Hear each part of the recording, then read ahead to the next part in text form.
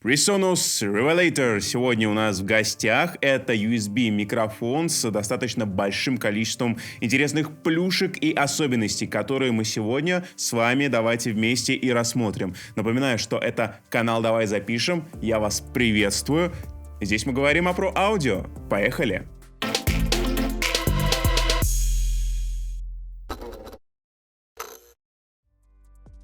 Прежде всего, о самом очевидном. Это USB-микрофон. То есть в нем уже есть все, что нам необходимо, и для подключения к компьютеру нам не нужна звуковая карта. Чтобы завести вот этот самый микрофон в ваш куткудахтер, вам нужен просто провод Type-C, который идет в комплекте. Снизу есть разъем Type-C, подключаемся к нему одной стороной провода, а второй стороной провода заходим в ваш компьютер. В моем случае это ноутбук. За Type-C на корпусе микрофона, кстати, отдельный респект Presonus, ребята. Умеете, могете, большое вам за это спасибо. Еще раз повторюсь, чтобы расставить все точки над «ё», чтобы уж точно. Это устройство сочетает в себе и микрофон, и внешнюю звуковую карту со всевозможными предусилителями, преобразователями и так далее. То есть дополнительно оборудование для начала работы, записи того же подкаста или ведения прямой трансляции нам докупать не нужно. Все, что нам нужно, это вот этот микрофон подключить к компьютеру. После этого можно начинать работу. Основное управление микрофоном у нас скрыто в контрольной панели, к которой мы перейдем чуточку попозже, досконально ее рассмотрим. Часть управления, самые важные функции, которые понадобятся вам чаще всего, у нас вынесена на корпус. Здесь мы можем управлять пресетами, это тоже тема достаточно обширная, и ее, я думаю, будет логичнее затронуть, когда мы будем рассматривать контрольную панель. Есть кнопочка «Монитор», с помощью которой мы можем активировать дополнительную функцию крутилки, данной ниже, и управлять мониторными функциями. Ну и, конечно же, крутилка, с помощью которой мы можем мьютить все и сразу. Согласитесь, это достаточно удобная и порой нужная функция, особенно во время прямых трансляций. Это все достигается нажатием на эту кнопку. Ну и, естественно, вот эту штучку можно крутить, регулируя тем самым громкость. Причем это громкость как того, что пойдет у вас в наушниках, так, если мы зажмем кнопку «Монитор», этой крутилкой мы с вами сможем регулировать громкость по входу, то есть усиление микрофона, громкость самого микрофона. Кнопочка, естественно, приобретает немного иной оттенок, чтобы вы сразу понимали, что именно вы в данный момент регулируете. Прослушивать весь звук, в том числе и прямой мониторинг с этого самого микрофона, нам позволяют через наушники, разъем для которых у нас дан снизу микрофона. Стоит отметить, что предусилители здесь в целом неплохие, но какие-то высокоумные истории они, увы, не раскачают. С другой стороны, если вы обладаете вот таким микрофоном, зачем покупать какие-то бэра? Я этого никогда не понимал и понимать не буду. С другой стороны, какие-то привычные капельки и более усредненные вещи Presonus будет работать с ними только так, только в путь. Очень интересно, что этот микрофон может приглянуться не только стримерам, блогерам и людям, которые работают с подкастами, но и музыкантам, за счет того, что здесь установлен достаточно мощный процессор эффектов, при этом который не нагружает ваш компьютер своей работой, потому что вся обработка происходит напрямую в микрофоне. Ну и, конечно же, сменные направленности микрофона тоже музыкантам очень понравятся. Их тут есть аж 3 штуки, и о них мы поговорим с вами чуточку попозже, потому что тема достаточно интересная, и хочется ее раскрыть в полной мере. Вот сейчас, я думаю, будет достаточно логичным перейти к управлению, потому что, как я уже сказал, большинство функций у нас скрыты в контрольной панели на компьютере.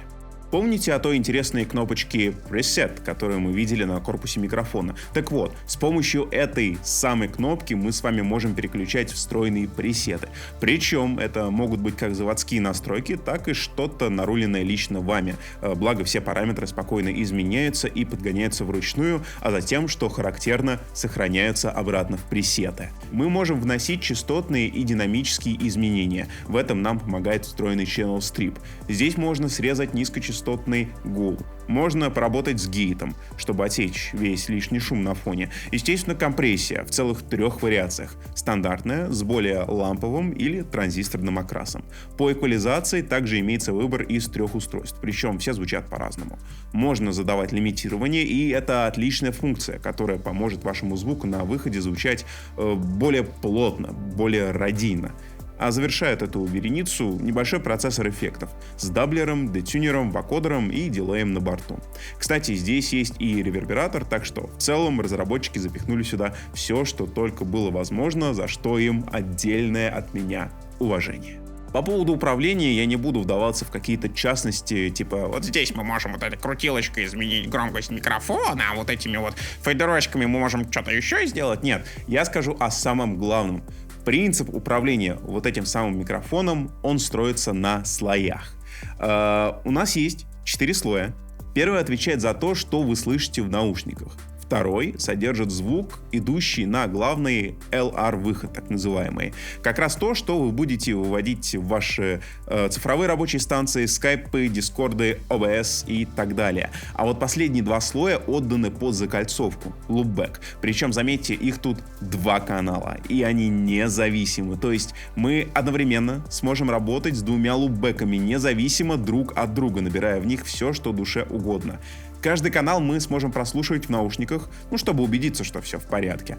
На каждый канал мы можем одним кликом продублировать весь звук с мониторного микса, то, что идет у нас в наушнике. Ну и, конечно же, стоит упомянуть, что сами миксы у нас составляются из звука, снятого микрофоном, прошедшего через все эффекты, звука того, что происходит на вашем компьютере, 2 лупбэков и ручки реверберации, которую можно подмешивать отдельно ровно столько, сколько нужно.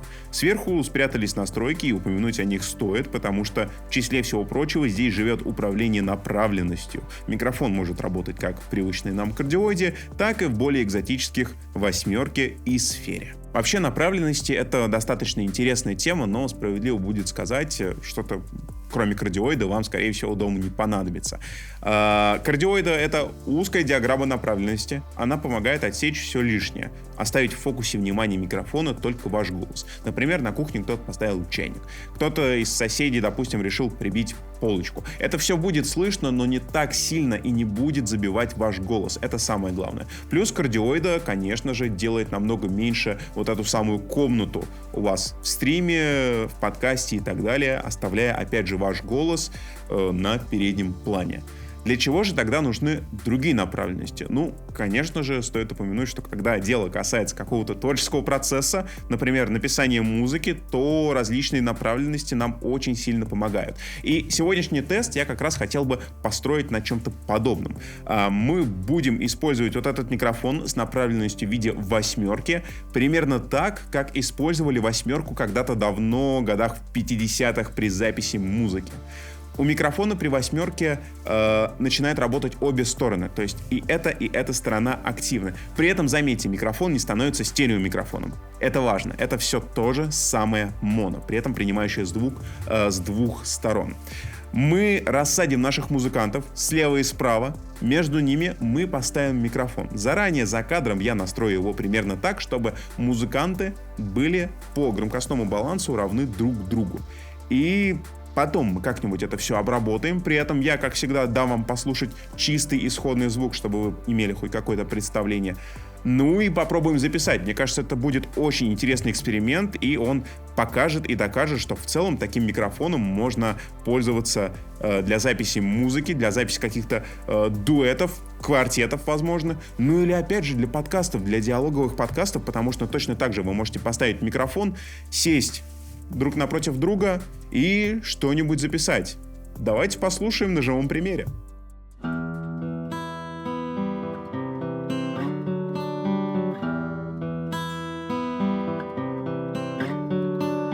Дождь, город пустый, мы идем вниз по улице вдвоем.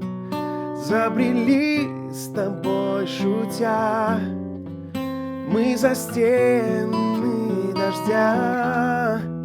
В мокрых окнах гаснет свет, только нас давно там нет.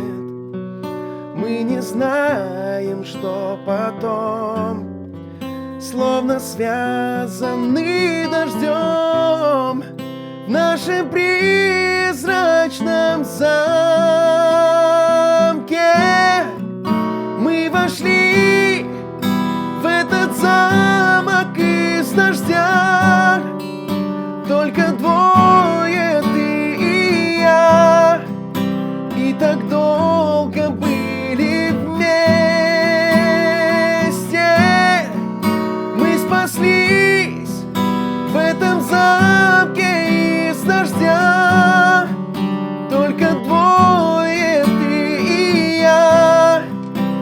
самом одиноком месте ты и я. Когда я в первый раз покрутил этот микрофон в руках, он мне не показался настолько интересным. На самом деле здесь есть действительно очень много интересных и, главное, полезных функций. К примеру, фишка с несколькими лупбэками. Она позволит нам комфортно работать сразу в нескольких программах. С ведением в цифровой рабочей станции, общаясь при этом с кем-то по скайпу или дискорду, выводя микс из всех звуков этих приложений в прямой эфир. Ну или делая запись для выкладки на YouTube, к примеру. Повторюсь, что каждый микс настраивается независимо, в том числе и мониторный, который вы будете слышать только у себя в ушах. В комплекте нам дают Studio One Artist и Studio Magic. Вполне себе неплохой набор программ для старта вашей музыкальной карьеры. Опять же, сам микрофон достаточно мощный, имеет хороший запас по встроенной обработке. Такой банк, который идет в комплекте вместе с микрофоном. По преобразователям здесь тоже все вполне стандартно и понятно. И хорошо, главное, это 24 бита на 96 килогерц. Ну и, конечно же, направленности. Целых 3 направленности. Кардиоида, круг и восьмерка. Это развязывает нам руки и дает целое поле для дальнейших экспериментов. По совместимости заявлена работа с Windows и Mac осью. О мобильных устройствах никто ничего не пишет, не говорит, поэтому пользуемся, но осторожно. Скорее всего, вот эта штука с мобилками работать не будет. Ну или даже если будет работать, то приложений на мобильное устройство нету, и какие-то изменения по пресетам там внести вы не сможете. Вот. Друзья, как всегда, по традиции, я зову вас вниз в комментарии. Пожалуйста, напишите, что вы думаете по поводу этого микрофона. Понравился он вам? Чем? Не понравился? Опять же, чем? Ну и не забудьте поставить лайк, если ролик пришелся по душе. И подписаться на наш канал под названием «Давай запишем», где, напоминаю, мы с вами общаемся на тему про аудио. Друзья, я не прощаюсь. Я говорю до свидания. До встречи в следующем ролике, который давайте сегодня с вами вместе и рассмотрим. На канале... Нет, что это за движение? К чему оно было? Еще разочек. Ну и, конечно же, сменные направленности. Их тут в целых 3 вариации. Например, о кардиоиде... Заново.